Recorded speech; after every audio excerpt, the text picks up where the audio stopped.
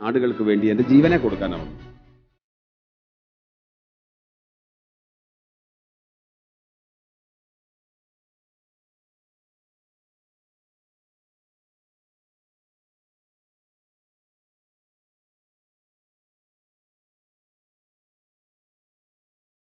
Hallelujah. പിതാവിനും പുത്രനും പരിശുദ്ധാത്മാവിനും സ്തുതി. ആദിയിലെ പോലെ ഇപ്പോഴും എപ്പോഴും എന്നേക്കും അങ്ങനെ തന്നെ. നന്ദി പിതാവേ. ഞങ്ങൾ പിതാവെ അങ്ങേക്ക് നന്ദി അർപ്പിക്കുമ്പോൾ അങ്ങ് തൻ്റെ പുത്രനെ ഭൂമിയിൽ ജനിപ്പിക്കാൻ തിരഞ്ഞെടുത്ത പരിശുദ്ധ മറിയത്തോട് ചേർന്ന് പിതാവെ അങ്ങേക്ക് ഞങ്ങൾ നന്ദി അർപ്പിക്കുന്നു. അതുപോലെ തന്നെ വിശുദ്ധ ഔസേപ്പ് പിതാവിനോട് ചേർന്ന്, വിശുദ്ധന്മാരോട് ചേർന്ന്, സകല വിശുദ്ധകളോടും ചേർന്ന് അങ്ങേക്ക് വേണ്ടി നിന്ന സകലരെയും അവരെല്ലാം ഓർത്തുകൊണ്ട് പിതാവേ യേശു ക്രിസ്തുവിൻ്റെ നാമത്തിൽ നന്ദി. ഹല്ലേലൂയ.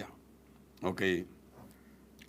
കർത്താവിൽ പ്രിയപ്പെട്ടവരെ, ഇന്ന് നിങ്ങളുടെ വീട്ടിൽ ടി വിയിലൂടെ വരുവാൻ കർത്താവ് കൃപ ചെയ്തു. അത് കർത്താവിൻ്റെ ഒരു മുൻ പദ്ധതി അനുസരിച്ച് ഈ ജീവൻ്റെ വചനം നിങ്ങളുടെ വീട്ടിൽ തുറന്നു വെക്കണം. അത് വീട് മുഴുവൻ ആ വെളിച്ചം കൊണ്ട് നിറയട്ടെ. വീട് മുഴുവൻ ആ വെളിച്ചം കൊണ്ട് നിറയട്ടെ. നമ്മൾ കഴിഞ്ഞ ആഴ്ചകളെല്ലാം പഠിച്ചു പോരുന്നത് എന്തിനാണ് പരിശുദ്ധാത്മാവിനെ നമുക്ക് തന്നിരിക്കുന്നത്. 1 കൊരിന്തോസ് 2-ാം അധ്യായം 12-ാമത്തെ വചനം, നാം സ്വീകരിച്ചിരിക്കുന്നത് ലോകത്തിൻ്റെ ആത്മാവിനെ അല്ല, പ്രത്യുത ദൈവം നമുക്കായി വർഷിക്കുന്ന ദാനങ്ങൾ മനസ്സിലാക്കാൻ വേണ്ടി ദൈവത്തിൻ്റെ ആത്മാവിനെയാണ് നമ്മൾ സ്വീകരിച്ചിരിക്കുന്നത്. എന്തിനാ ദൈവത്തിൻ്റെ പരിശുദ്ധാത്മാവിനെ നമ്മുടെ ആത്മാവിൽ പിതാവായ ദൈവം മുദ്രയിട്ടത്? വേറൊന്നിനുമല്ല. ഒന്ന്, ഏറ്റവും പ്രധാനപ്പെട്ടത് ദൈവം തരുന്ന ദാനങ്ങൾ മനസ്സിലാക്കാൻ വേണ്ടിയാണ്. ആരിലൂടെ ദൈവം ദാനം തരുന്നത്? ദൈവം ദാനം തരുന്നത് യേശുക്രിസ്തു വഴിയാണ്. യേശുക്രിസ്തുവിലൂടാണ് ദൈവം തൻ്റെ മക്കൾക്ക് ദാനങ്ങളെ നൽകുന്നത്. അതിനുവേണ്ടിയാണ് 1 കൊരിന്തോസ് 2-ാം അധ്യായം 12-ാമത്തെ വാക്യം, നാം സ്വീകരിച്ചിരിക്കുന്നത് ലോകത്തിൻ്റെ ആത്മാവിനെ അല്ല, പ്രത്യുത ദൈവം നമുക്കായി വർഷിക്കുന്ന ദാനങ്ങൾ മനസ്സിലാക്കാൻ വേണ്ടി. അപ്പം ദൈവം നൽകുന്ന ദാനങ്ങളൊന്നും മനസ്സിലാക്കി അറിഞ്ഞ് വിശ്വസിച്ച് അനുഭവിക്കാൻ വേണ്ടിയാണ് പരിശുദ്ധാത്മാവിനെ ഏറ്റവും പ്രധാനമായിട്ട് നമ്മുടെ ആത്മാവിൽ പിതാവായ ദൈവം തന്നിരിക്കുന്നത്. അപ്പോൾ എന്താണ് ദൈവിക ദാനങ്ങൾ? പ്രിയമുള്ളവരെ, ദൈവത്തിൻ്റെ ദാനമായിട്ടല്ലാതെ നമ്മുടെ ജീവൻ വരെ ദൈവത്തിൻ്റെ ദാനമാണ്.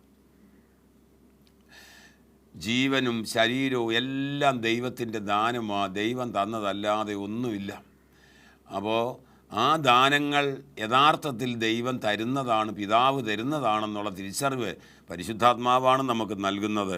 എഫേസൂസ് ലേഖനം തന്നെ 2-ാം അധ്യായത്തിൻ്റെ 8-ാമത്തെ വചനം നോക്കിയേ, നിങ്ങൾ വിശ്വാസം വഴി കൃപയാലാണ് രക്ഷപ്പെട്ടിരിക്കുന്നത്. നിങ്ങൾ വിശ്വാസം വഴി കൃപയാലാണ് നിങ്ങൾ രക്ഷപ്പെട്ടത്. അപ്പം വിശ്വാസം വഴി കൃപയാൽ നമ്മൾ രക്ഷപ്പെട്ടല്ലോ. ആത്മാവ് രക്ഷപ്പെട്ടു. ഉറപ്പായിട്ടും ആത്മാവിൽ രക്ഷ കിട്ടിക്കഴിഞ്ഞു. 2 മനസ്സും ശരീരമല്ല, ഇതറിഞ്ഞ് വചനത്തിൽ വളരും തോറും ഈ രക്ഷ മനസ്സിലും ശരീരത്തിലും പൂർണ്ണമായിക്കൊണ്ടിരിക്കുന്നു. അപ്പോൾ ഇവിടെ എഴുതിയിരിക്കുന്നത് വിശ്വാസം വഴി കൃപയാലാണ് നിങ്ങൾ രക്ഷപ്പെട്ടത്. ഒരു ക്രിസ്ത്യാനി അറിഞ്ഞിരിക്കേണ്ട സത്യം, മാമോദീസായിലൂടെ ഞാനാകുന്ന ആത്മാവിനെ അത് സഭ രക്ഷപ്പെടുത്തി, അല്ലെങ്കിൽ കുരിശുമരണത്തിൽ കൊണ്ട് ബന്ധിപ്പിച്ചു, നമുക്ക് രക്ഷ കിട്ടി എന്ന തിരിച്ചറിവിലാണ് നമ്മൾ ക്രിസ്തീയ ജീവിതത്തിൽ വളരേണ്ടത്. എന്നാൽ സ്വസ്ഥതയും ആ ക്രിസ്തീയ ജീവിതത്തിൻ്റെ വിജയവും നമുക്ക് അനുഭവിക്കാൻ പറ്റുകയുള്ളൂ. അതെ, വിശ്വാസം വഴി കൃപയാലാണ് നിങ്ങൾ രക്ഷപ്പെട്ടത്. അത് നിങ്ങൾ നേടിയെടുത്തതല്ല. അത് നമ്മളാരും നമ്മുടെ ഒന്നും കൊണ്ട് നേടിയെടുത്തതല്ല. അവിടെ എഴുതിയിരിക്കുന്നത് ദൈവത്തിൻ്റെ ദാനമാണ്. ദൈവത്തിൻ്റെ ദാനമാണ് രക്ഷ. ഹല്ലേലൂയ. യേശു ക്രിസ്തുവിലൂടെ പിതാവായ ദൈവം നമുക്ക് നൽകിയ ദാനമാണ് രക്ഷ. അതിന് നമ്മളല്ല വില കൊടുക്കുന്നത്, യേശുവിൻ്റെ ജീവൻ തന്നെയാണ് വില കൊടുക്കേണ്ടി വന്നത്. നമ്മുടെ രക്ഷയ്ക്ക് വേണ്ടി അത് പുത്രനാകുന്ന യേശുവിൻ്റെ ജീവനാണ് വിലയായി കൊടുക്കേണ്ടി വന്നത്, നമുക്ക് തരേണ്ടി വന്നത്. ഈ രക്ഷ നമ്മുടെ സ്വന്തമാകാൻ വേണ്ടി. അപ്പോൾ ദൈവത്തിൻ്റെ ദാനമാണ്. ഈ ദാനം മനസ്സിലാക്കാനാണ് പരിശുദ്ധാത്മാവിനെ ദൈവം നമ്മുടെ ആത്മാവിൽ നിക്ഷേപിച്ചിരിക്കുന്നത്. കഴിഞ്ഞ പ്രാവശ്യം നമ്മൾ കേട്ടു, ആ ദാനത്തിലുള്ളതാണ് ശാപം മാറി തലമുറയിലൂടെ വരെ നമ്മളിൽ വന്ന ശാപം മുഴുവൻ മാറിയിട്ട് നമ്മളെ ക്രിസ്തുവിൽ അനുഗ്രഹമാക്കി തീർത്തു കഴിഞ്ഞു. അത് ദൈവത്തിൻ്റെ ദാനമാകട്ടോ. അനുഗ്രഹം, സാമ്പത്തിക അനുഗ്രഹമൊക്കെ വർദ്ധിക്കുമ്പോൾ മനസ്സിലായിക്കോണം, ഇതൊന്നും നമ്മുടെ കഴിവല്ല, ദൈവം ദാനമായിട്ട് യേശുക്രിസ്തുവിലൂടെ വർഷിക്കുന്നതാണ്. ഹല്ലേലൂയ. അതേ കർത്താവിൽ പ്രിയമുള്ളവരെ, അങ്ങനെ ദൈവത്തിൻ്റെ ദാനങ്ങൾ ഓരോന്ന് നമ്മൾ നോക്കിയാൽ, ഓരോന്ന് നോക്കിയാൽ 2 കൊറിന്തോസ് 8 അധ്യായത്തിൻ്റെ 9 വചനം ഒന്ന് നോക്കിയേ. 8:9 ദൈവത്തിൻ്റെ ദാനമായത് കേട്ടോ. യേശുക്രിസ്തുവിലൂടെ നൽകിയ ദാനമാണ്. 8:9 നമ്മുടെ കർത്താവായ യേശുക്രിസ്തുവിൻ്റെ കൃപ നിങ്ങൾക്കറിയാമല്ലോ. അപ്പോൾ കൃപ ആരുടെയാണ്? കൃപ യേശുക്രിസ്തുവിൻ്റെയാണ്. എങ്ങനെയാണ് കിട്ടിയത്? പിതാവിൻ്റെ മഹാസ്നേഹത്താലാണ് യേശുവിലുള്ള കൃപ നമുക്ക് കിട്ടിയത്. എന്നാലേ പരിശുദ്ധാത്മാവിൻ്റെ സഹവാസം നമ്മളിൽ ഉണ്ടാവുകയുള്ളൂ.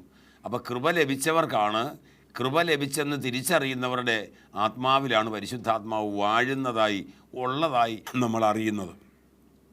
ഓക്കെ. അപ്പോൾ ഇവിടെ നമ്മൾ വായിച്ചത്, നമ്മുടെ കർത്താവായ യേശുക്രിസ്തുവിൻ്റെ കൃപ നിങ്ങൾക്കറിയാമല്ലോ. ആ കൃപയാലാണ് വിശ്വാസം വഴി നമ്മൾ രക്ഷപ്പെട്ടിരിക്കുന്നത്. വിശ്വാസം വഴി കൃപയുള്ളത് കൊണ്ടാണ് നമ്മൾ രക്ഷപ്പെട്ടത്. അത് ദൈവത്തിൻ്റെ ദാനമാണെന്ന് പരിശുദ്ധാത്മാവിനെ തന്നിരിക്കുന്ന അറിയാമല്ലോ എന്തിനു വേണ്ടിയാണെന്ന്. ദൈവം യേശുക്രിസ്തുവിലൂടെ നമ്മിലേക്ക് വർഷിക്കുന്ന ദാനങ്ങൾ മനസ്സിലാക്കാൻ വേണ്ടിയാണ് ഈ കൃപ, ഈ പരിശുദ്ധാത്മാവ്. അപ്പോൾ ആ പരിശുദ്ധാത്മാവ് തന്നെ നമുക്ക് പറഞ്ഞു തരികയാണ്, നിങ്ങൾ നമ്മുടെ കർത്താവായ യേശുക്രിസ്തുവിൻ്റെ കൃപ. ഇതെല്ലാം പരിശുദ്ധാത്മാവ് വന്നതിന് ശേഷമാണ് ഈ അപ്പസ്തോലന്മാർക്ക് അത് പരിശുദ്ധാത്മാവ് തുറന്നു കൊടുത്തത്. പരിശുദ്ധാത്മാവ് പഠിപ്പിച്ചതാണ് ഈ ലേഖനം മുഴുവൻ കേട്ടോ. അതെ. അപ്പം കൃപ, നമ്മുടെ കർത്താവായ യേശുക്രിസ്തുവിൻ്റെ കൃപ നിങ്ങൾക്കറിയാമല്ലോ. അർഹതയില്ലാത്ത സ്ഥാനത്ത് ദൈവം നമ്മളെ ഉയർത്തി നിർത്തിയിരിക്കുന്ന പദവി, അത് ദൈവത്തിൻ്റെ കരുണയുടെ ആഴമാകട്ടോ. കൊടും പാപികളായ നമ്മൾ ഒരിക്കലും പരിശുദ്ധൻ്റെ മക്കളാകാൻ യോഗ്യതയില്ല. എന്നാൽ ആ യോഗ്യത കുരിശ് മരണത്തിലൂടെ, ദിവ്യബലിയിലൂടെ, വിശുദ്ധ കുർബാനയിലൂടെ നമുക്ക് കർത്താവ് തന്നു. അതിൻ്റെ പേരാ കൃപ കേട്ടോ. അർഹതപ്പെടാത്ത സ്ഥാനത്ത് ദൈവം നമ്മളെ ഉയർത്തി നിർത്തുന്ന പദവിക്കാണ് കൃപ എന്ന് പറയുന്നത്. ഓക്കെ. ഹല്ലേലൂയ. അതെ, അതാണ് പറഞ്ഞത്. ആ കൃപ നിങ്ങൾക്കറിയാമല്ലോ. ദൈവത്തിൻ്റെ കൃപ നിങ്ങൾക്കറിയാമല്ലോ. അതെ. അതിന് ശേഷമാണ് ഇവിടെ എഴുതിയിരിക്കുന്നത് 2 കൊറിന്തോസ് 8 വാക്യമാണ് വായിക്കുന്നത്. അറിയാമല്ലോ, കർത്താവിൻ്റെ കൃപ നിങ്ങൾക്കറിയാമല്ലോ. അവിടുന്ന് സമ്പന്നനായിരുന്നിട്ടും, യേശുക്രിസ്തു സർവ്വസമ്പന്നനാണല്ലോ, സർവ്വതും സൃഷ്ടിച്ചവനല്ലേ ഈ കർത്താവ്. അതെ, അതുകൊണ്ടാണ് അവിടുന്ന് സമ്പന്നനായിരുന്നിട്ടും നിങ്ങളെ പ്രതി ദരിദ്രനായി. എവിടെ? സമ്പന്നൻ ദരിദ്രനായി തീർന്നു. എവിടെ വെച്ചാ? കുരിശുമരണത്തിലാണ് സമ്പന്നൻ ദരിദ്രനായത് കേട്ടോ. അല്ലാതെ യേശുവിൻ്റെ പരിശീലകാലത്തൊന്നും ഒരു ദാരിദ്ര്യവും ഇല്ലായിരുന്നു. കാരണം ശ്രേഷ്ഠമായത് തന്നെയായിരുന്നു യേശു അന്ന് ഉപയോഗിച്ചുകൊണ്ടിരുന്നത്. അന്ന് ആ കുരിശുമരണത്തെങ്കിൽ യേശു ധരിച്ചിരുന്ന ആ മേലങ്കി ഉണ്ടല്ലോ, ആ ഉടുപ്പ്, അത് മോശമായിരുന്നെങ്കിൽ അന്നത്തെ പടയാളികൾ വല്ലതും ഇതിനു വേണ്ടി വാദിക്കുമോ? എനിക്ക് വേണമെന്ന് പറഞ്ഞ്. എന്നാൽ എല്ലാവരും പറഞ്ഞു, പടയാളി ഇത് കണ്ടവർ പറഞ്ഞു ഇതെനിക്ക് വേണം. അവസാനം ഇത് കീറാനൊരുങ്ങിയപ്പം അവരെല്ലാം കൂടെ തീരുമാനമെടുത്തു, ഒരു കാര്യം ചെയ്യേ, നമുക്കൊരു കുറി ഇട്ടിട്ട് ആർക്കാ നറുക്ക് വീഴുന്നത് അവർക്കത് സ്വന്തമായിക്കോട്ടെ എന്ന് പറഞ്ഞു. അത്രേ ശ്രേഷ്ഠമായതുകൊണ്ടാണ് പ്രിയമുള്ളവരെ ഈ കുറിയൊക്കെ ഇടേണ്ടി വന്നത്. അതെല്ലാവരും പടയാളികൾക്ക് ഓരോരുത്തർക്ക് വേണമെന്നും പറഞ്ഞ് വാശി പിടിച്ചത്. അതെ, അങ്ങനെയാണെങ്കിൽ ജീവിതകാലത്ത് സമ്പന്നത തന്നെയായിരുന്നു. അതിനകത്തൊന്നും മാറ്റമൊന്നുമില്ല. ഉണ്ടാകട്ടെ എന്ന് പറഞ്ഞാൽ ഉണ്ടാക്കാവുന്നവന് എന്നാ ദാരിദ്ര്യം. ഓക്കെ, ഇവിടെ യേശു ക്രിസ്തു സമ്പന്നനായിരുന്നിട്ടും നിങ്ങളെ പ്രതി ദരിദ്രനായി, നിങ്ങളെ പ്രതി, എന്നെ പ്രതി. അപ്പോൾ എൻ്റെ ദാരിദ്ര്യമാണ് യേശു കുരിശിൽ വഹിച്ച് കിടക്കുന്നത്. നഗ്നനായി, ഒന്നുമില്ലാത്തവനായി കിടക്കുക, കുരിശല്ല. അതെന്തിനു വേണ്ടിയായിരുന്നു? സർവസമ്പന്നനായിരുന്ന കർത്താവ് യേശു എന്നെ പ്രതി, കാരണം ദാരിദ്ര്യം എനിക്കാണ് ഉള്ളത്. എനിക്ക് ഭൗതിക ദാരിദ്ര്യം മനുഷ്യർക്കുണ്ട്, ആത്മീയ ദാരിദ്ര്യമുണ്ട്. എന്നാൽ ഇവിടെ പറയുന്നത് അത് സാമ്പത്തിക ദാരിദ്ര്യത്തിൻ്റെ കാര്യം തന്നെയാണ് ഇവിടെ പറയുന്നത്. ഇവിടെ എഴുതിയിരിക്കുകയാണ്, അവിടുന്ന് സമ്പന്നനായിരുന്നിട്ടും നിങ്ങളെ പ്രതി ദരിദ്രനായി തീർന്ന കൃപ. അപ്പം എൻ്റെ ദാരിദ്ര്യമാണ് യേശു കുരിശിലെടുത്തത്. ഇത് നമ്മളൊന്ന് അറിഞ്ഞ് ഒന്ന് വിശ്വസിച്ചൊന്ന് പറഞ്ഞ് എൻ്റെ ദാരിദ്ര്യമാണ് യേശു കുരിശിലെടുത്ത് മാറ്റിയത്.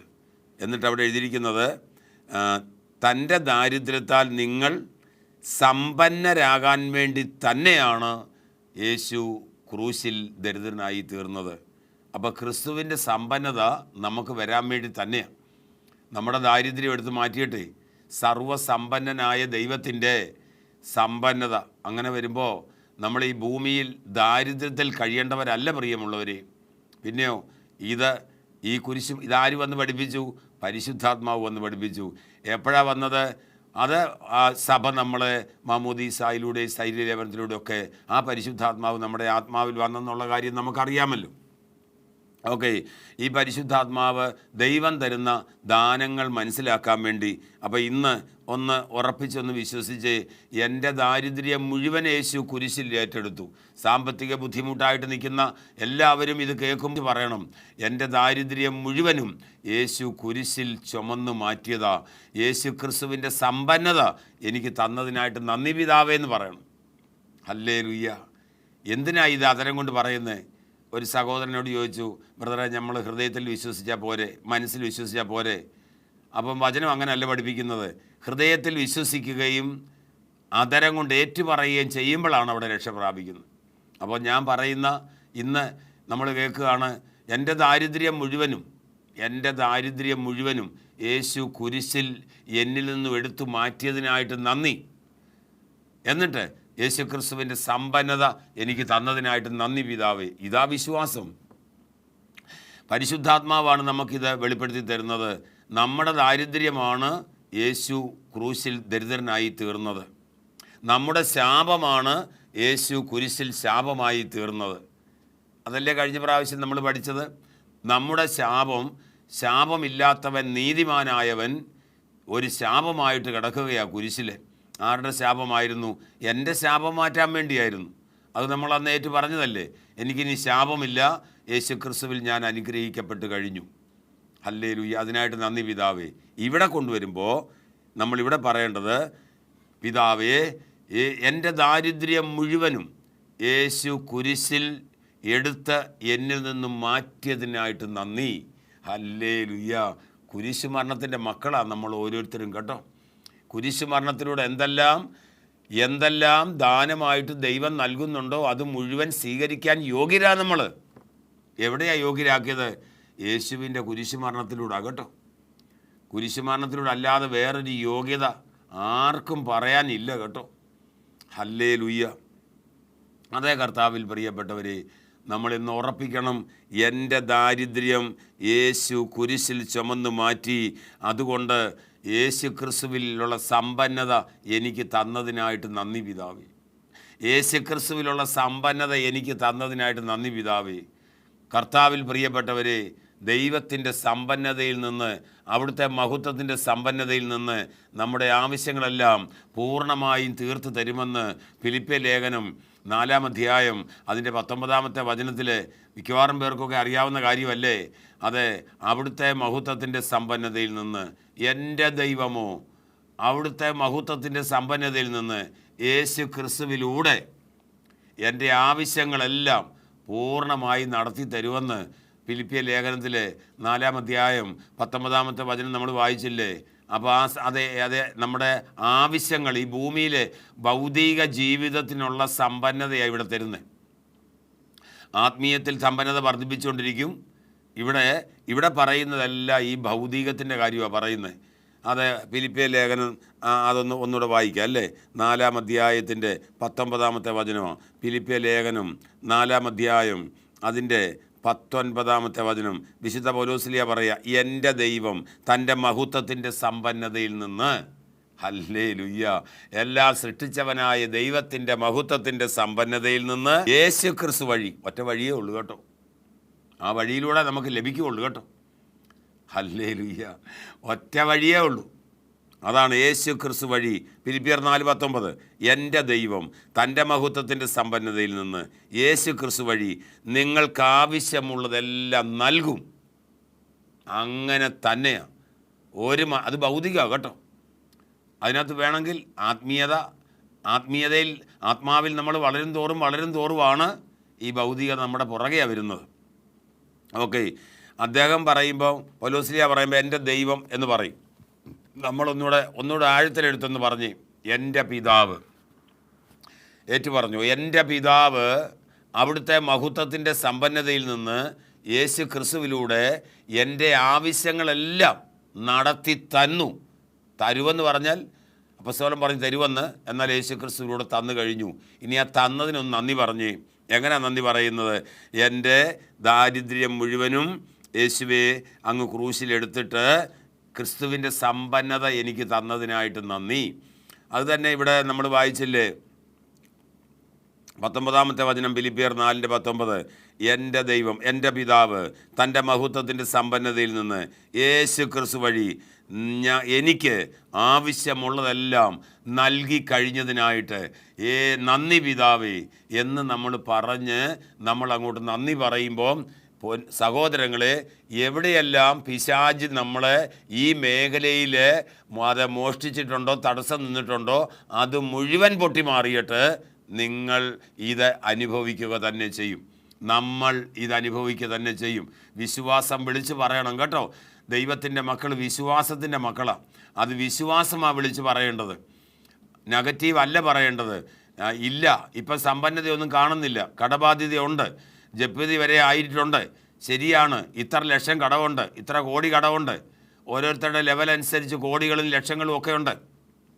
അവിടെ നിന്നുകൊണ്ട്, അതിൻ്റെ നടുവിൽ നിന്നുകൊണ്ട് ഇങ്ങനെ പറയണം, എൻ്റെ പിതാവോ, എൻ്റെ സ്വർഗസ്നായ പിതാവ് അവിടുത്തെ മഹത്വത്തിൻ്റെ സമ്പന്നതയിൽ നിന്ന് യേശു ക്രിസ്തുവിലൂടെ എൻ്റെ ആവശ്യങ്ങളെല്ലാം പൂർണ്ണമായും തീർത്ത് തന്നു കഴിഞ്ഞതിനായിട്ട് നന്ദി പിതാവേ എന്ന് പറയുമ്പോൾ, ഹല്ലേലൂയ, ഇതിൻ്റെ സ്രോതസ്സുകൾ തുറക്കും. എവിടുന്നാന്ന് നമുക്കറിയത്തില്ല, എങ്ങനെയാണെന്നറിയത്തില്ല, പക്ഷേ കർത്താവ് അതിൻ്റെ വഴികൾ തുറന്നു തരും. കാരണം യേശു ക്രിസ്തു വഴിയാണ് നമുക്കിത് ലഭിക്കുന്നത്. അങ്ങനെ തന്നെയാണ് 19-ാമത്തെ വചനത്തിൽ എഴുതിയിരിക്കുന്നത്, എൻ്റെ ദൈവം അല്ലെങ്കിൽ പിതാവായ ദൈവം യേശു ക്രിസ്തുവിലൂടെ എൻ്റെ ആവശ്യങ്ങളെല്ലാം പൂർണ്ണമായും തീർത്തു തരും അവിടുത്തെ മഹത്വത്തിൻ്റെ സമ്പന്നതയിൽ നിന്ന്. കർത്താവിൽ പ്രിയപ്പെട്ടവരെ, അവിടുത്തെ മഹത്വത്തിൻ്റെ സമ്പന്നത കൊണ്ട് ഓരോ കുടുംബവും നിറയട്ടെ, ഓരോ വ്യക്തികളും നിറയട്ടെ, പരിശുദ്ധാത്മാവിൽ നിറയട്ടെ, ദൈവത്തിൻ്റെ സമ്പന്നത കൊണ്ട് നിറയട്ടെ.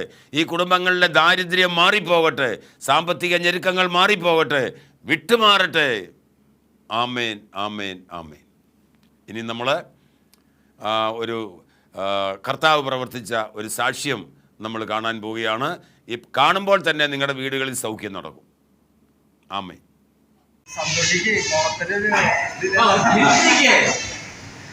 സന്തോഷമില്ലേ?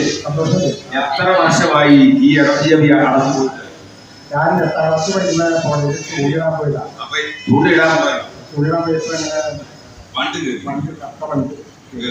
അന്ന് മുതൽ കേഴി പോയി. മുക്കന്നൂർ ഹോസ്പിറ്റലാണ്.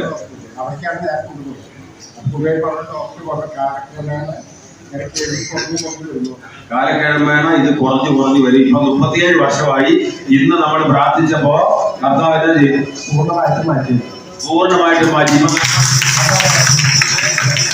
38 37 വർഷമായി ചെവി ഇടത് ചെവി ബ്രദറിനെ കേൾക്കാൻ വയ്യാഞ്ഞു. ഡോക്ടർമാർ പറഞ്ഞു ഇത് മുന്നോട്ട് ചെല്ലുന്തോറും കുറഞ്ഞു പോകുന്നല്ലാതെ ഒരിക്കലും പോണത്തില്ല. ഇന്ന് കർത്താവ് ഈ മകന്റെ ചെവി തുറന്നു. കാരണം ഞാൻ എനിക്ക് കൂടാതെ ഞാൻ ഈ പൈസയിൽ പറഞ്ഞു. അപ്പൊ എന്നെ അറിയുന്നവര് പറഞ്ഞു എവിടെ ചെന്നാലും കുറച്ച് ജോലിക്ക് പോകുമ്പോൾ എനിക്ക് ഇച്ചിരി കേൾക്കുറവ് നാട്ടിൽ പറഞ്ഞോളൂ പറഞ്ഞു. കാരണം അവർ 10 പറയും കേൾക്കും. അപ്പൊ അങ്ങനെ 1-2 സ്ഥലത്തേക്ക് തെറിയാണ്. അപ്പൊ ഞാനത് എവിടെ ആദ്യം കേൾക്കും. അതിപ്പോ എനിക്ക് പ്രായമാകുമ്പോൾ കർത്താവ് സുഖപ്പെടുത്തി. അതിനായിട്ട് നന്ദി. Hallelujah, hallelujah. ആ സമ്പന്നത നിറയാൻ വേണ്ടി എവിടെയെല്ലാം നിങ്ങളുടെ ദാരിദ്ര്യം അനുഭവിക്കുന്നുണ്ടോ, എവിടെയെല്ലാം സാമ്പത്തിക ബുദ്ധിമുട്ടുകൾ അനുഭവിക്കുന്നുണ്ടോ, അവിടെ എല്ലാം ഇപ്പോൾ തന്നെ ഈ വചനം അയച്ച് എൻ്റെ പിതാവോ അവിടുത്തെ മഹത്വത്തിൻ്റെ സമ്പന്നതയിൽ നിന്ന് യേശു ക്രിസ്തുവിലൂടെ നിങ്ങളുടെ ആവശ്യങ്ങളെല്ലാം പൂർണ്ണമായി തന്നു കഴിഞ്ഞതിനായി അപ്പാ ഈ മക്കൾക്കത് തുറന്നു കൊടുത്തതിനായിട്ട് കർത്താവായ യേശു ക്രിസ്തുവിൻ്റെ നാമത്തിൽ നന്ദി പിതാവേ. ഹല്ലേലൂയ. സാമ്പത്തിക ഞെരുക്കങ്ങൾ മാറട്ടെ, ഓരോ കുടുംബത്തിൽ നിന്ന് മാറട്ടെ. അവിടെ ക്രിസ്തുവിൻ്റെ സമ്പന്നത വന്ന് സ്പീഡിൽ കയറട്ടെ. ഹല്ലേലൂയ. കർത്താവേ, ഈ മക്കൾക്ക് അങ്ങയുടെ കൃപ ഇറക്കിയതിനായിട്ട് നന്ദി.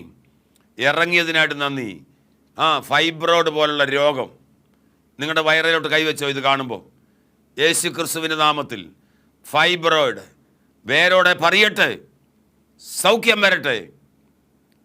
യേശുവിൻ്റെ കുരിശുമരണത്തിൻ്റെ യോഗ്യത മാത്രം നോക്കിയിട്ട് ഇപ്പോൾ തന്നെ ഫൈബ്രോയിഡ് ഓപ്പറേഷൻ വെച്ചതുൾപ്പെടെ വേരോടെ പറയട്ടെ, സൗഖ്യമാകുക. ഡിപ്രഷനായിട്ടിരിക്കുന്നവർ, മനസ്സിൻ്റെ ആരോഗ്യം കുറഞ്ഞവർ നെഞ്ചാലോട്ട് കൈവച്ച് നിങ്ങൾ സ്വീകരിച്ചു. അമിതമായ ദേഷ്യം ഉണ്ടെങ്കിൽ മനസ്സിലായിക്കോ, ഇതെല്ലാം മനസ്സിൻ്റെ ആരോഗ്യക്കുറവ്. ഇപ്പോൾ തന്നെ ഈ പ്രാർത്ഥിക്കുന്ന മക്കൾക്ക് പരിശുദ്ധാത്മാവേ മനസ്സിൻ്റെ 3 അറകളിലും യേശുവിൻ്റെ രക്തം തളിച്ച് പൂർണ്ണ ആരോഗ്യം വരട്ടെ. ഡിപ്രഷൻ മാറിപ്പോകട്ടെ. ഇളകിയ മനസ്സ് കർത്താവായ യേശു ക്രിസ്തുവിൻ്റെ നാമത്തിൽ ഉറയ്ക്കുക. ആരോഗ്യമുണ്ടാകട്ടെ. ഗുളിക ഉൾപ്പെടെ മാറിപ്പോകട്ടെ. ടെൻഷൻ്റെ ഗുളിക ഉൾപ്പെടെ സ്വസ്ഥതയോടെ ഇപ്പോൾ മുതൽ ഇന്ന് ഈ പ്രാർത്ഥിച്ച് കഴിയുമ്പോൾ തന്നെ ഇവർക്ക് സ്വസ്ഥതയിൽ ഉറങ്ങാനുള്ള കൃപ നൽകിയതിനായിട്ട് നന്ദി. ഇന്ന് മുതൽ സ്വസ്ഥതയോടെ ഉറങ്ങും. ഹല്ലേലൂയ. യേശു എനിക്ക് വേണ്ടി കുരിശിൽ സകലതും പൂർത്തിയാക്കി മരിച്ചുയർത്തെഴുന്നേറ്റ യേശു ക്രിസ്തു കർത്താവ് എന്ന് പറഞ്ഞുകൊണ്ട് അങ്ങോട്ട് കിടന്നോണം. ഹല്ലേലൂയ, ഹല്ലേലൂയ, ഹല്ലേലൂയ. ആമേൻ.